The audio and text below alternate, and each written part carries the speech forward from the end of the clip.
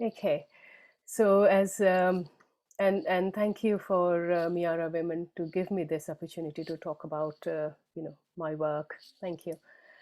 So, and thank you for the kind introduction. So I'd just like to mention, point out my Instagram, Twitter handle, and I put a lot of evidence-based information on there, and you're very welcome to follow me. My website is a work in progress, and we hope to launch that soon. You will again be able to get a lot of evidence-based latest information free to access on there as well. So watch out for this space. And as Sanjana mentioned, I practice in UK, and I do online consultations as well as face-to-face consultations. Okay, so what are the topics I'm going to cover today? So we'll try and understand our hormones. What does perimenopause and menopause mean? What are the symptoms that women might expect? Are there any tests? What are the long-term implications, and if there are any treatment options available?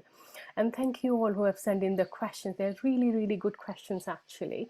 And I have tried to cover a lot of them in my talk. And some of the interesting ones we will go through and discuss more in detail as well towards the end. Okay, so we'll start with something, it's very basic, and please excuse me if you all know about it, but in my experience, I feel that many of the women don't have difficulty understanding the female anatomy. So that's the uterus really, and that's the two ovaries, right and the left, that sit next to the uterus and the fallopian tube. And these ovaries are the main hormone generator and the ovulation organ for the body. And every month, when in the reproductive age, the ovaries produce one egg that travels through the fallopian tube, goes in the uterus. If the pregnancy happens, it happens. If it doesn't happen, then the next month the cycle repeats itself. Okay. So what happens with the hormones? So what is the role of the ovaries, as I mentioned? So the main role of ovaries is ovulation and production of eggs every month. And the other main role is the production of the main female hormones, estrogen and progesterone, which is mainly produced by the ovaries. And about 50% of the testosterone production happens in the ovaries. If you look at the next point, the reason I've given you this number of eggs at puberty is about, the ovaries have about 50,000 eggs, which are very premature early stage eggs, and they cyclically develop. But there is a rapid decline in the number of eggs after the age of 40s. So you have about 8,000 left, and after menopause is about 750 to 1,000. So this is just to indicate and give you an idea how the ovarian function declines significantly with age. Just to give you a visual representation, so there are 50,000 eggs, you're getting eggs every month, and this is all these are the eggs that's producing your hormones. And after menopause, you've got barely 1,000 left. So you can get an idea how much of a significant difference in your hormonal profile happens as you start going through the perimenopause and in your 40s.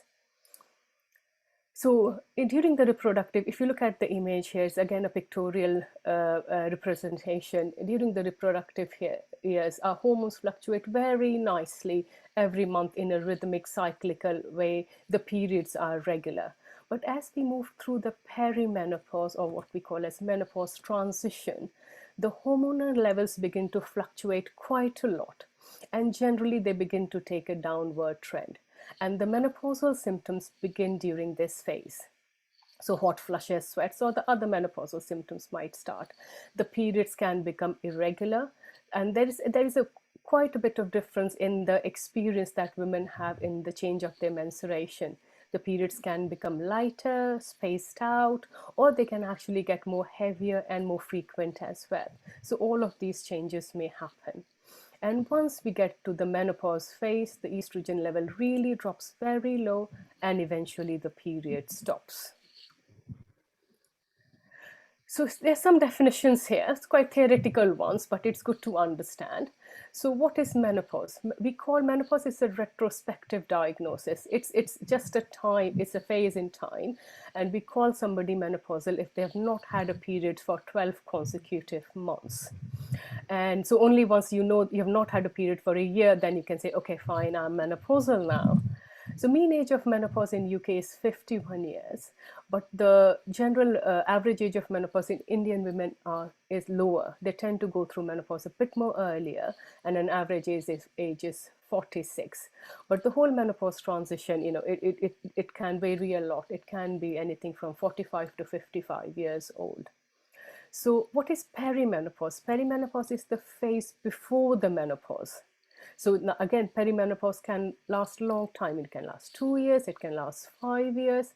During this time, the hormonal changes start and the periods begin to become irregular.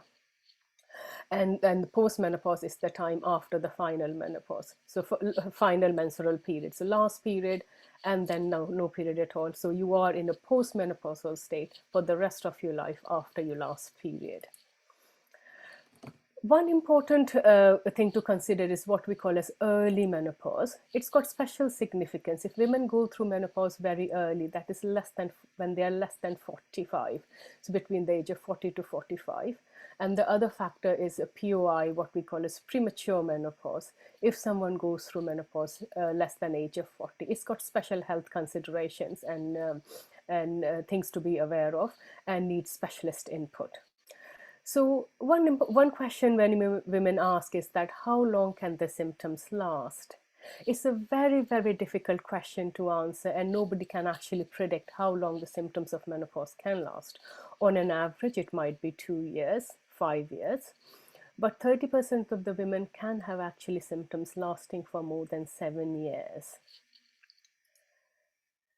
Another question is that do we need to do any tests? And you might have heard that doctors say that, okay, for menopause, it's very difficult to do any tests. You don't need any tests, or you need certain tests. But the current BMS guidelines is that if you're more than 25, you do not need any tests really. So the treatment and the advice is generally based on your symptoms. So are you getting menopausal symptoms, and what are your periods like? If somebody really wants to have a test, they can, but it's not necessary. But if you're less than 45, then it's important, if you start having menopausal symptoms, changing periods, to see a doctor and do get some tests done. It's important to make a clear, definite diagnosis. Especially if we are more than 40, if we are suspecting premature menopause, it's extremely important that you have tests done. And the diagnostic test in this case is what we call as FSH, or follicular stimulating hormone. And we have to do 2 tests 6 weeks apart. And at the bottom of this, I've mentioned some of the blood tests that I would normally do in perimenopausal and menopausal women to check their hormones and general health. So it's FSH, estradiol, progesterone, testosterone, DHEAs, dehydroepiandrosterone, thyroid functions, and vitamin D. It's not just for the hormones, but for the general health as well. So these are good tests to do. Now, moving on to the symptoms. So again, a very something that really causes a lot of confusion among women. What are the menopausal symptoms? I'm feeling this, I'm feeling that. Is it menopause? Is it perimenopause? It's not, or is not. So I have put down a list of some common symptoms. It's not exhaustive. You might have heard that there are more than 36, 40 symptoms that can be attributed to perimenopause and menopause, but these are the common ones. So hot flushes in the night sweats are the most common menopausal symptoms, and up to 75% of the women going through menopause transition might experience these symptoms. But in most of the women, it's actually all right, really. They do not require, the symptoms are manageable. In about 20 to 30%, it's bad enough for them to seek medical help, and they might require some treatment. Mood disorders, again, very common. So anxiety, depression, mood swings, irritability, feeling low, angry, snappy, lack of patience. That is all can be attributed to changing hormone levels of fluctuating estrogen levels, and also significant drop in the hormone levels. Sleep, again, a very big problem, very commonly experienced in perimenopausal and menopausal women. And the common way women might present is that they find it difficult to fall asleep, or they can fall asleep but they keep waking up throughout the night, or they have early morning awakening. Significant impact on your life, because you still have to wake up, you still have to look after your kids, you still have to go to work. So, and it has an adverse effect on the physical and mental health of the women. Brain fog, memory, concentration, commonly reported symptoms. Women say that, I can't find words, it's difficult for me to concentrate, things that I could do much more effectively, I just can't put my thoughts together. Aches, pains, and fatigue, joint pains. Lack of estrogen can cause inflammation in joints and leading to aches and pains and stiffness. Women present to their doctors, they might have lots and lots of tests done, get referred to orthopedics, rheumatology. All the tests come back as normal. And we know that it's a very common symptom again of menopause. So they probably need a hormonal profile done and to see whether they would benefit from some hormone replacement therapy. Skin and hair issues, again, with the lack of estrogen, the body's collagen decreases, the elastin fibers break up, the skin becomes thinned out, and it's dry, it's brittle. Same goes for the hair. It's common. Menopausal women going through menopause transition might notice this. Put urogenital on there, and I've highlighted it because I feel that it's a very, very common symptoms. Women find it very hesitant to talk about it, and unless specifically asked, they would want to, they think, oh, it's part of normal aging, or they feel shy to talk about it. But they are very important to talk about with their doctors and get proper help if you're getting these symptoms. Vaginal dryness, very common. So vagina can feel sore, itchy, intercourse sex can be very painful. It can also affect some bladder symptoms, making you want to pee more, go to the toilet more, difficult controlling the bladder, even making some women more predisposed to recurrent urinary tract infection. It's important to keep that in mind. That's a very common symptom in menopause. And low libido, there's a drop in desire for sex. Weight gain, again, very common. Women do mention that they are experiencing some weight gain. They find it very difficult to manage it, especially around the middle, what we call a central obesity. And again, million, quite a few other symptoms: headaches, palpitations, tinnitus, dizziness, and the list goes on really. But these are the main symptoms that you might expect. So then we move on to long-term consequences. So there are some important aspects of menopause. If it is not dealt properly, if it's not managed, if it's not treated, and in women who are symptomatic really. So if women suffer, continue to, is a very common perception or expectation among women, maybe self-imposed, maybe societal imposed, that you must go through menopause on your own. You should not go on HRT. You do not require help. And many women consider it as a failure that they have to actually go on HRT. Really, they may struggle with symptoms for a long time, and it has a very poor impact on their quality of life, their sleep, their family, relationship, children, work. So I consider untreated menopause as a long-term consequence on the whole well-being of a woman. Then again, what we call as genitourinary syndrome of menopause or vulvovaginal atrophy, the urogenital symptoms I talked about before. Again, if they are not treated properly, they can have a significant impact on well-being, sexual life, and the urogenital health. This does not, unfortunately, improve after menopause. And left untreated, it continues to get worse with time, as the longer the tissues are in a state of low estrogen and estrogen deficiency. There is increased incidence of coronary heart disease after menopause, and also there is increased risk of weak, fragile bones and osteoporosis. So this slide I have put on because I think this is a very important aspect of postmenopausal health. That is the health of our bones. So our bones have got estrogen receptors, and they are very sensitive to estrogen changes in their health. So if you have a look, the peak bone density in women, it reaches about, say about mid-20s going up to 30s. We have got the strongest, most dense bone mass and the healthiest bone.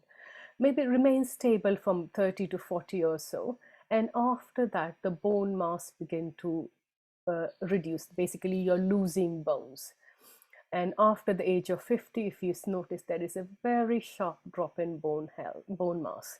And that puts women at a risk of osteopenia, that is weak bones, or osteoporosis when the bone architecture is really worn off, and women are at a much higher risk of fractures related to weak bones. So looking after our bones is a very important aspect of a postmenopausal health. Again, looking after your heart, it's again very, very important. And if we look at the data, before the age of 50, there is a significant difference in the cardiovascular disease. I mean, heart attacks, angina, strokes between men and women, so male and female ratio. So women, there's much, much lower risk in incidence and prevalence in women compared to men. So estrogen has a protective effect on our heart. It keeps the arteries supple, it reduces the formation of atherosclerotic plaques, it keeps our blood pressure lower, it keeps our lipid profile healthy. But after menopause, the risk begins to increase significantly, especially if they are not looking after themselves. And by the age they are 70, the risk becomes same as men. So we can see how much a significant impact menopause has on our cardiovascular health. So I'll move on to the treatment options, and the main thing that I would like to talk about is hormone replacement therapy, because even now I feel that there is a significant lack in knowledge about HRT in women in general, and especially in women of Indian origin. They're quite scared of HRT, and they don't know much about hormone replacement therapy. So what is hormone replacement therapy? Hormone replacement therapy is basically replacing your natural hormones which you lose as a part of your as a part of your menopause transition, and that is given back to you. Now there are different types of hormones. There are synthetic hormones and they are natural bioidentical hormones. It's very important to go for natural bioidentical or body identical hormones because these are very similarly biochemically molecular structure to the hormones produced by our own body, and they have the lowest risk of side effects. So the main hormones that are replaced, they are the main two hormones, estrogen and progesterone. So estrogen is the main female hormone, and that is what is replaced during HRT, and that is what gives the main symptom relief. So helping with your vasomotor, hot flushes and night sweats, with mood, is the one that helps with the osteoporosis risk and your bone health as well. Now, it can be available in tablet form. It can be available transdermally through the skin in the form of a patch or a gel. Transdermal product, transdermal estrogen is always better than oral estrogen. The next one is progesterone. So every woman with a uterus does require the progesterone. The main role of progesterone is to protect the uterus. Estrogen cannot be taken on its own. And in our natural body cycle as well, we have a cyclical estrogen and progesterone, and that's what HRT tries to mimic. Again, with progesterone, there are some synthetic progesterone, which are made in the lab, and some natural bioidentical progesterones. Natural bioidentical progesterones will be, as you can guess, are better. They are natural, they are derived from yams, they are plant-based, and they are biochemically very similar to your body. Some women do require a replacement of testosterone as well, and the main indication for that is if they've got significant impact in their sexual drive, and if they're having unexplained fatigue, a lot of brain fog, can't think properly, then the testosterone has a role, and some women do very well on it. Very safe if done properly. Other one is that dihydroepiandrosterone. It's a type of androgen as well, which is kind of a male hormone. The main role is in well-being, helping with fatigue, brain fog, and energy levels. Some women do very well with that. And then we have vaginal estrogens as well, which are local vaginal creams or tablets. The important thing with that is that if somebody who doesn't want to take a systemic HRT, they can still go for vaginal estrogen. Helps a lot with the urogenital symptoms, vaginal symptoms, and bladder symptoms. They do not really get absorbed into your body, so the serum estrogen levels does not increase, and it's extremely safe. It can be used lifelong. And So that helps. So when we talk about HRT, it's not just one hormones. There are a few hormones which are available, and it needs an individual discussion and personalization of plan. Every woman is different. There are lots and lots of products available, and often we are able to find something that works for you. So what are the benefits of HRT? What are the hormone replacement? Why we would say we should have hormone replacement therapy? I've mentioned briefly, but it works on the brain. There are lots of estrogen receptors in your brain, so it helps with the brain function, with your cognition, and this is especially important in women who go through premature menopause or very early menopause, because it reduces the risk of dementia in those women. Then protects the heart. It, as mentioned, it reduces the plaque formation, keeps the arteries supple, keeps your heart strong. Starting HRT around the time of perimenopause, menopause, or within 10 years of that is protective. If we start HRT in women who have been more than 10 years menopause, or they are more than 60, this benefit is lost. This is what we call as a window of opportunity.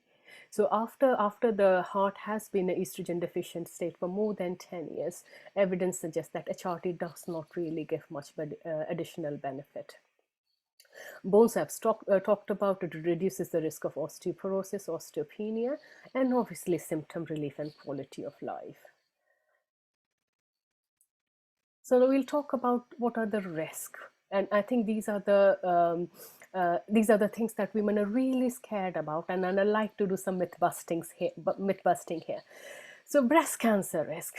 So you women say, oh, there is an increased cancer risk. No, HRT does not increase all sorts of cancers. Actually, it reduces the risk of colorectal cancer. It reduces the risk of endometrial cancer. Yes, there is evidence that it might increase the risk of breast cancer, but the risk is very, very small. And according to the WHO criteria for risk categorization, it is considered as a rare risk. And the data that we quote is about 1,000 women years. So if 1,000 women take HRT for 1 year, there would be one extra case of possible breast cancer. And again, it might depend upon the type of HRT that you use. That I was saying, whether it's natural, whether it's synthetic, whether it's combined HRT. There is no increased risk of breast cancer in estrogen-only HRT. And this is, for example, somebody who's had hysterectomy, and they only need estrogen only HRT, and there is no increased risk of breast cancer at all. So yes, if I summarize, yes, there is a very slight risk, but the risk is not great. So what we say, if women so there have been a few questions about breast cancer family history. So if somebody has a family history of breast cancer, HRT is not a contraindication. Even if it was your mom, your sister, your aunt, doesn't matter, your grandma, you can still have HRT safely. Only caveat for that is that if they are genetic predisposition, for example, BRCA gene, if they are BRCA, BRCA gene 1 or 2 carriers, or Lynch syndrome, where there is a very strong family history. And in that case, you have to get that assessed in a genetics clinic and have that tested, really, if that you've got such a strong family history. But otherwise, general background breast cancer here and there in the family does not increase the risk significantly. Yeah. The next one is the thrombosis risk, often discussed that HRT can give you clots, and that's only applicable for oral estrogen. Now we've got lots of wonderful products available which are transdermal estrogen, and they do not increase the risk of thrombosis.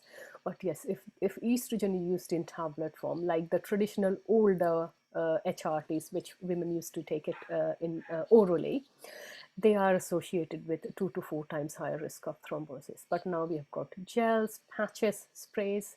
They do not increase the risk of thrombosis, combined with the natural progesterone.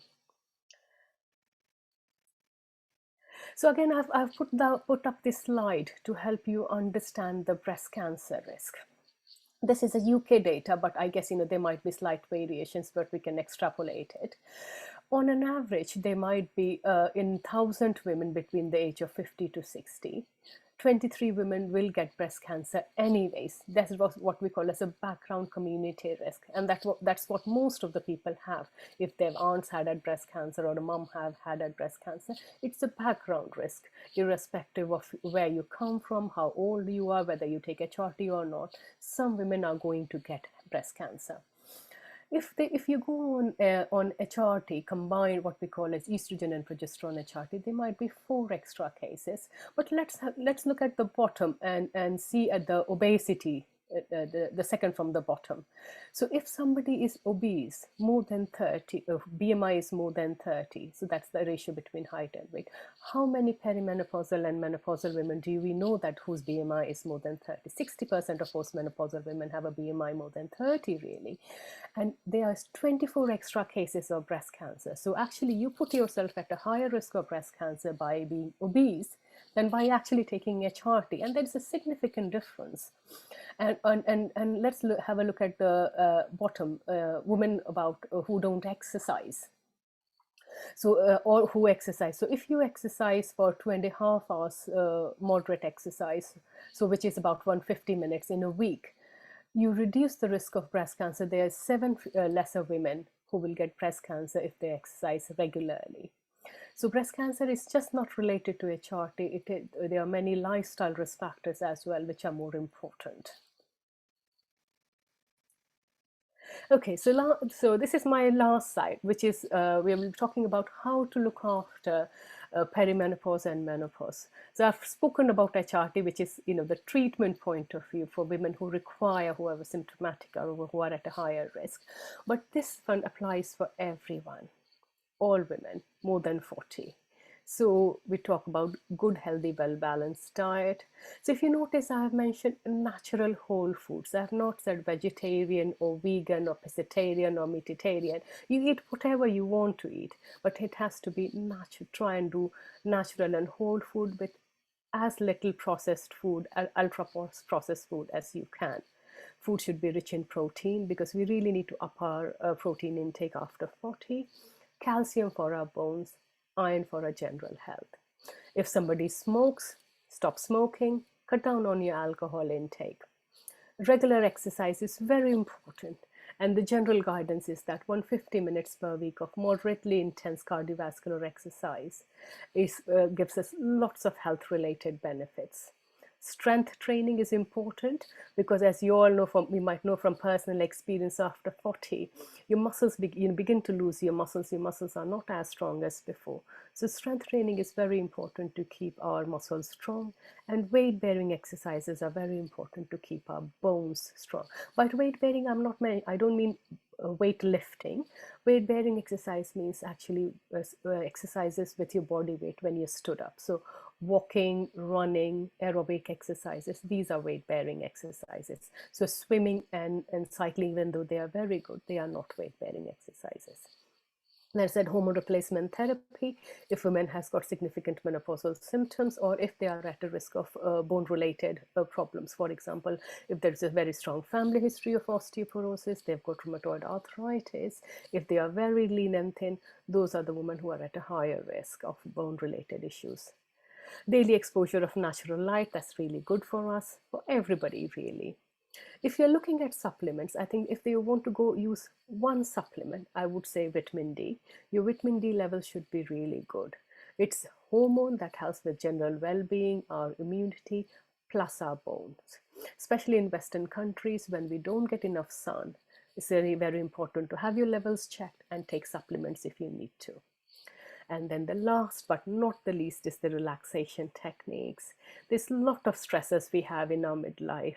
Maybe young children, maybe older parents, complex health problems, families, work. It's very important to give that little bit of time to ourselves and self-care. Do meditation, mindfulness, space breathing, whatever works for you. But self-care is very important. And I'm sure you all agree with that. Right.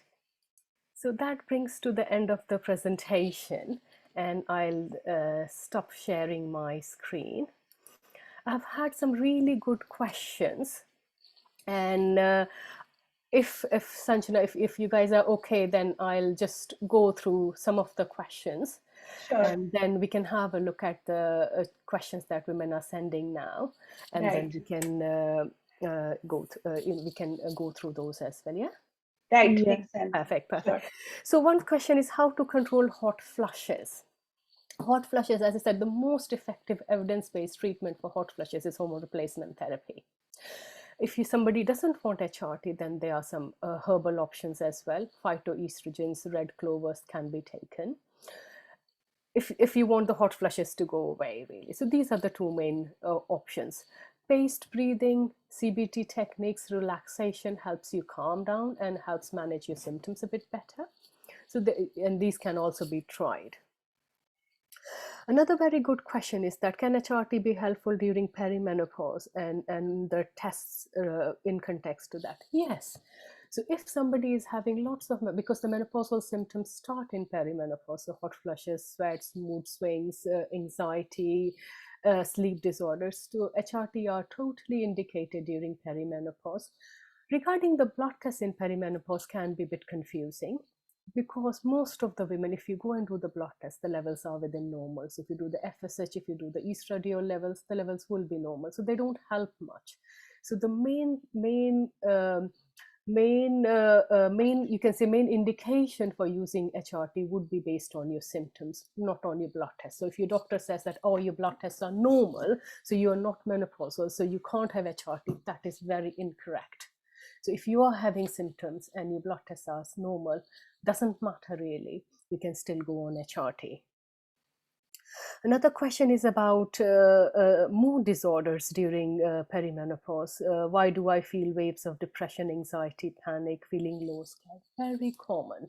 And as I was explaining in the talk, there are reasons for that. So the fluctuation in estrogen levels during perimenopause or very low estrogen levels during menopause has an effect on the mood. Estrogen works on our brain and has an anti-anxiety, antidepressant effect. Plus, it's involved in the production of serotonin and endorphins, which are naturally elevating or happy hormones.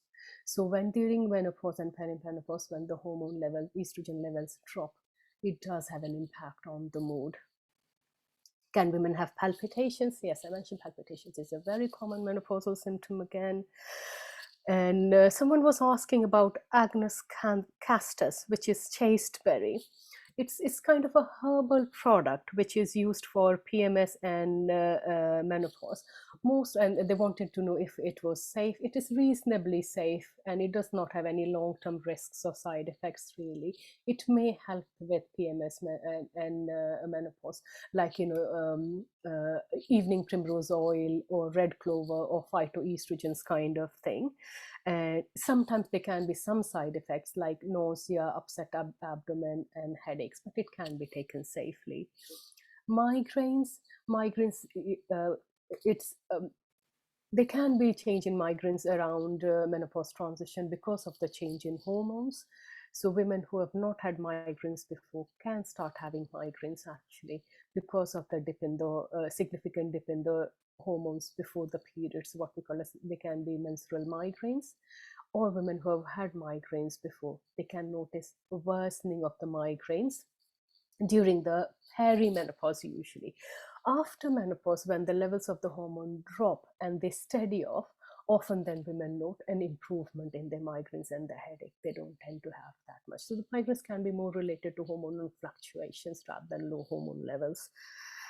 Maternal age of menopause, I think that is a good one. And see, there is no genetic link or studies there, but anecdotally in our experience we see that if there is a strong family history of premature menopause or early menopause, there is a chance that the woman can go through early menopause as well.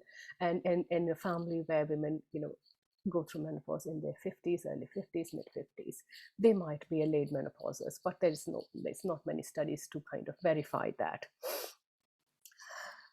I think family history of breast cancer is an important one, and I have spoken about in a lot of detail. The question was that how to manage hot flushes if you've got a family history.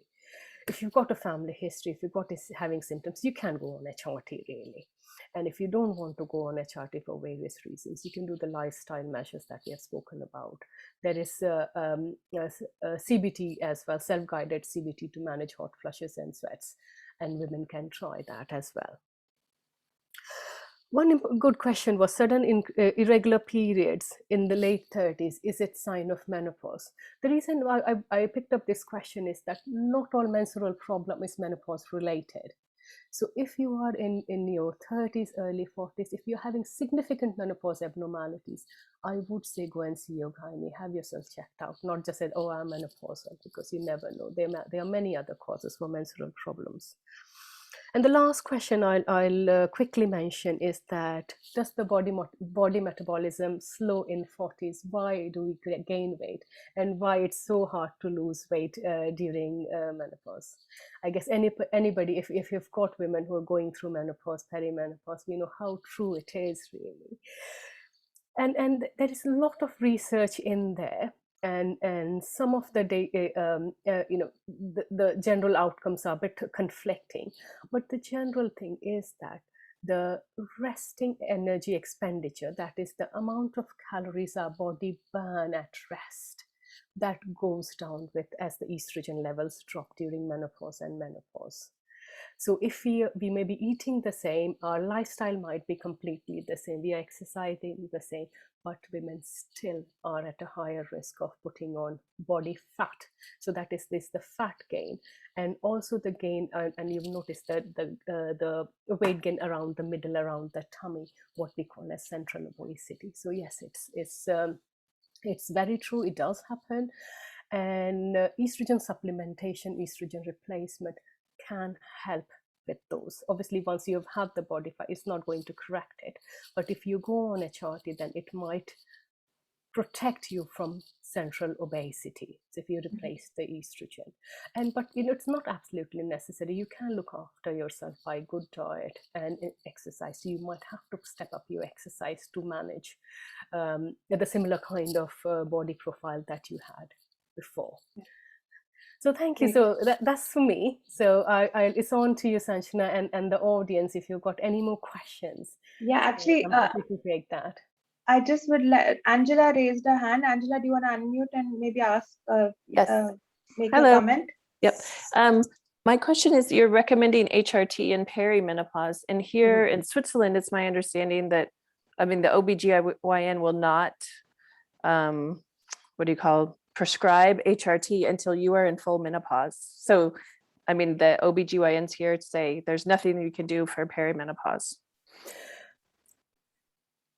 See, so they will not prescribe HRT if you're until you're full menopause. So you're saying that if somebody is perimenopause, they are having all the symptoms, so hot flushes, sweats, and if the home blood tests are normal, they won't get HRT. They won't issue it, period. Just flat out. It doesn't matter what your blood levels are if you're having every symptom under the sun. That is very interesting. That is a very different practice. And I guess it will depend whether you see a normal GP or a gynecologist or a menopause specialist. I would find it very difficult to believe, Angela, that a menopause specialist would not prescribe you. It might be OBGYN, obs and gynae person who does not have menopause training. They might refuse, but if it's a menopause specialist, I would find it very hard to believe. So you might want to find a menopause specialist really.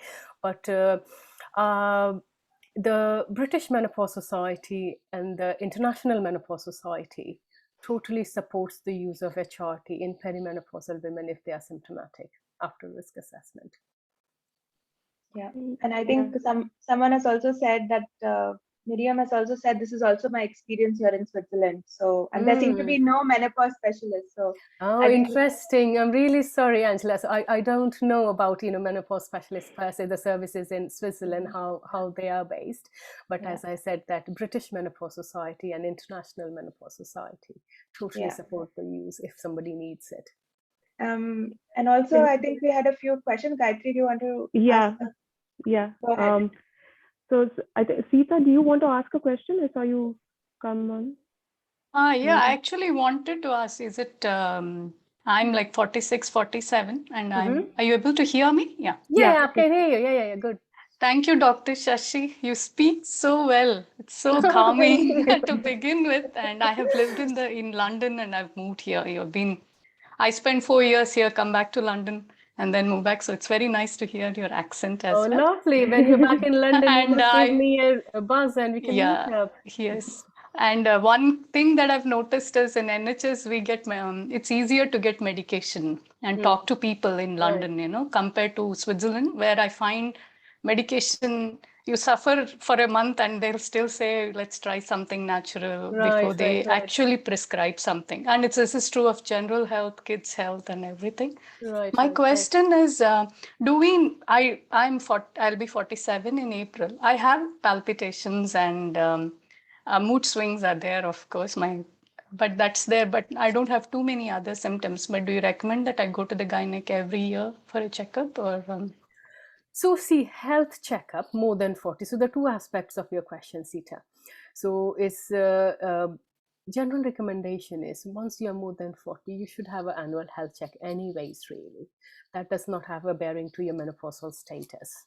So yes, if you're 46, 47, definitely health checkup, your diabetes check, your cholesterol check, your weight check, your blood pressure check. That's a general well-being, a well woman's check. That's what we call as. Regarding the menopause and so I'm assuming you're perimenopausal, really, you're having some symptoms. Yes, I have some.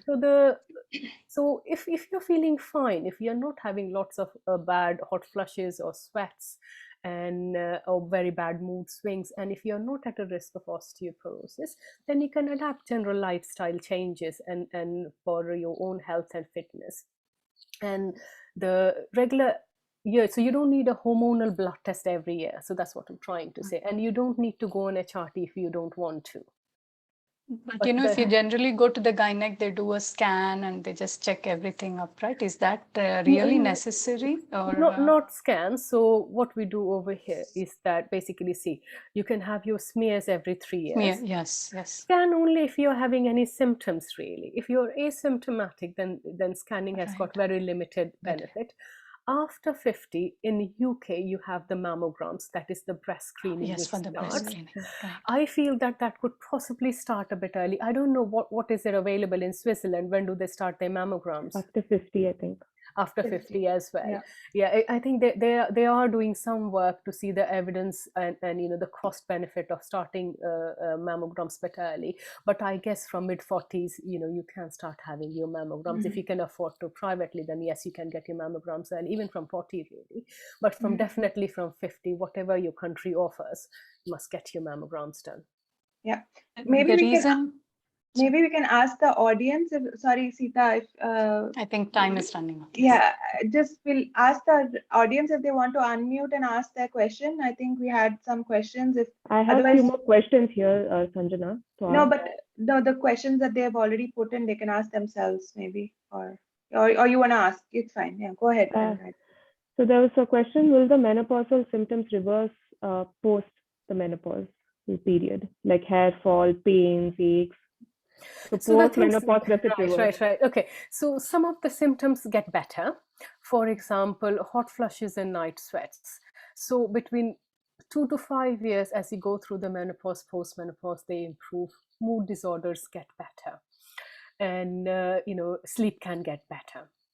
Things which are directly linked to estrogen deficiency, if you think logically, for example, I was talking about vaginal dryness. Those tissues are directly dependent on estrogen for their health. That's not going to get better. It continues to get worse. So vaginal dryness, itching, irritation, pain during intercourse, bladder symptoms, urgency, frequency, they do not get better because the tissues with time continue to deteriorate. Same goes with skin and hair. So in our skin, the collagen and elastin are dependent upon, and even the production of the hyaluronic acid is dependent on estrogen. So when we are in estrogen deficient state and estrogen levels continue to remain low, skin is not going to improve really. And same goes with the hair. That's it. Yeah. So some of the symptoms will, but some of them won't. Okay. Another question is, many docs are told that there are no way to really test what hormones I need prior to menopause. Is this correct? That is correct to a certain extent, but and in that case you go by what we call as research and theory. So that's what, if you remember the gray diagram that I presented before, how the hormones fluctuate in perimenopause. It's very difficult to quantify. Even the hormonal fluctuation in menstruation, for example, the estrogen levels in menstruating women can vary from 100 to 1000 within a month. So trying to say what is normal is very difficult. So if you say that, okay, so some women say that I want to see what stage of menopause I am in, or what stage of perimenopause I am in. You can't tell really, because the hormones fluctuate so much. So you go by the symptoms. So if you're having estrogen deficiency symptoms, we replace that hormone, we replace the estrogen, and obviously the progesterone comes with it. And the treatment is mainly guided by your symptom relief. So when you start feeling better, you give, so that there's the lowest effective dose. So we keep going. Basically, that means that you get enough, you take how much you need really to make yourself feel better. Once you feel better, so in some situations, we notice that, oh gosh, I've given you so much estrogen, you're still not better, something is not right. In those cases, they are not that common, but we would do some tests to check, are you not absorbing very well, what's happening, what are your levels? But generally, the treatment is guided by the symptoms. Okay. The next question is, are sudden onset of pain similar to heel pain or plantar fasciitis related to menopause? Is it something to do with low calcium levels, basically? Okay, this is a very good question, actually, and a difficult one to tease out. Generally, perimenopause or menopause, the estrogen deficiency can cause, so, in all your joints, in your wrist, in your hand, fingers, in all your joints, you've got estrogen receptors. So when you are in a low estrogen state, there is a state of low-grade inflammation. So that causes pain, stiffness. It is usually multiple joints. So you might have stiffness all over your body. You might have stiffness in your hands, in your feet, in your hips, in your shoulder per se. If you are okay all over and there is one specific joint which is bothering you, then it could be specific joint related. For example, if you've just got plantar fasciitis can happen to anybody really, irrespective of the age. So yes, if you are menopausal, if you have low calcium, if you have low vitamin D, you might be at a higher risk, but not all plantar fasciitis, or not knee arthritis or hip pain is menopause related. Okay. Yeah, and one question, if you've given birth to kids after 40, how would weight loss happen? Will weight loss happen? See, weight loss is a very, it's very difficult. Everybody knows how to lose weight really, and it's a difficult question to answer. So at any age, basically, as after 40, it's harder, but you still have to do the same thing really. So healthy, well-balanced diet, regular eating routine, exercising, and you have to titrate it up to the level that works for you.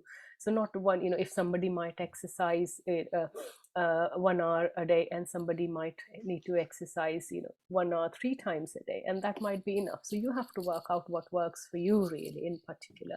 And same with the calorie intake would vary from person to person based on their BMR, their height, their weight, their lifestyle. So you have to work out for yourself how much calorie that you require. That will help you lose weight. But the basic principles are the same, really. Yeah, and this one last question about going towards a medical hormone-related therapy and going to lifestyle changes. How do you assess which one to do in the? It would be based on symptoms, really. Okay. So if you, and not only blood tests, so if you are asymptomatic, you're not having lots of menopausal symptoms, and if you're not at a risk of osteoporosis, even if your hormones are very low, you don't have to go on HRT really. You can do lifestyle interventions that we spoke about before. But if you are very symptomatic, your life is really impacted by the flushes, sweats, you're not sleeping, you are in an absolute state from your mental health point of view, you're not coping, or if you are at a high risk of osteoporosis, then you would go on the HRT way, as you know, like Angela was saying, it doesn't depend, you know, if you're perimenopausal and your hormones are normal, and but if you're very symptomatic, you will still go the HRT way, because that is the most effective treatment for menopausal symptoms. Okay. Great. Thanks a lot.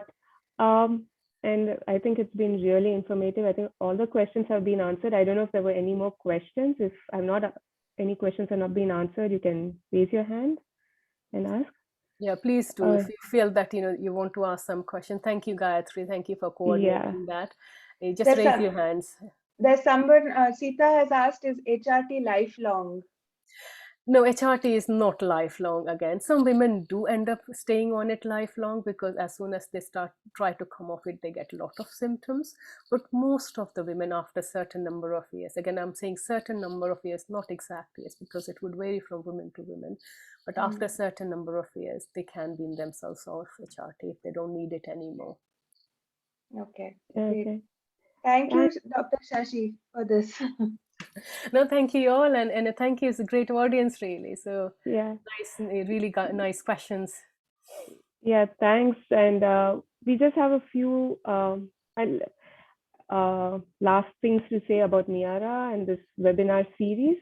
But before that, again, thanks a lot for this session, Dr. Shashi, and hopefully we probably can have more sessions with you. So as we have more questions, if any of you have more questions, you can contact us, and we will see how we can have one more webinar for on the same topic or similar topic. Yeah.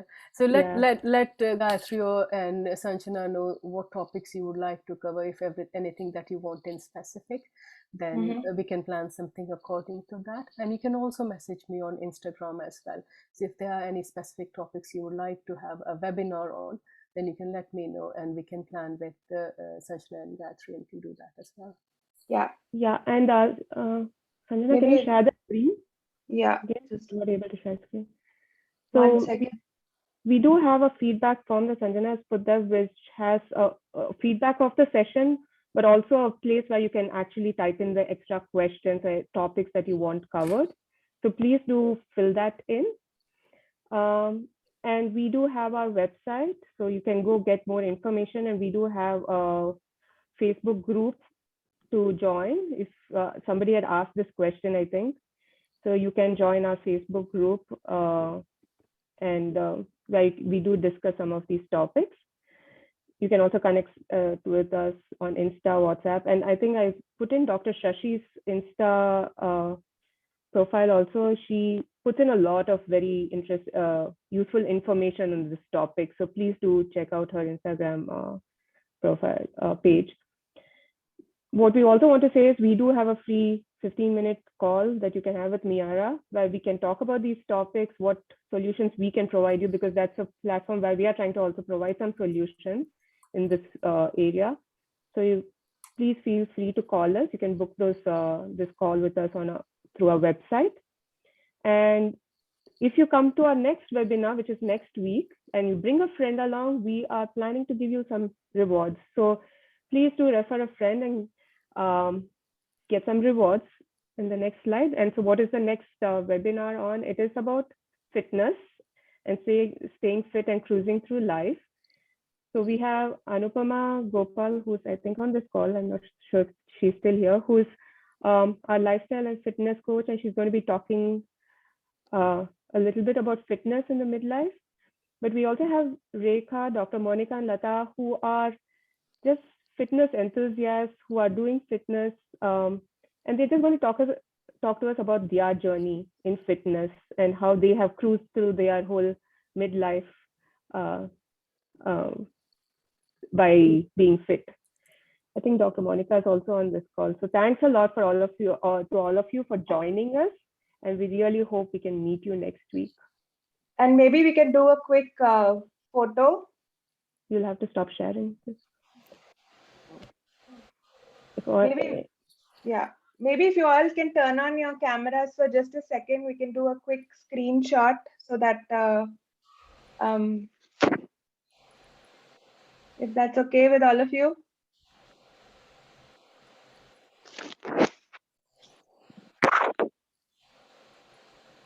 Are you taking Sanjana? Or?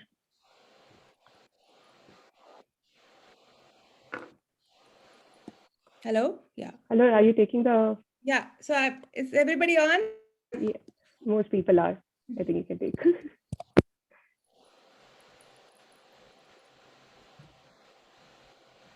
Thanks all of Thank you who you. joined. Thank And you. thank you. We will send the feedback form probably by email. So anybody. We will also send you the feedback form by email, but thank you all for joining, and thank you, Dr. Shashi, once again. You're very welcome. Thank you, Sanjana and Gayatri and Richa for coordinating it so well. Thank you, Thank Dr. you. Shashi. It was Bye. very nice listening to you. Bye. Bye-bye. Bye. Bye. You're visible.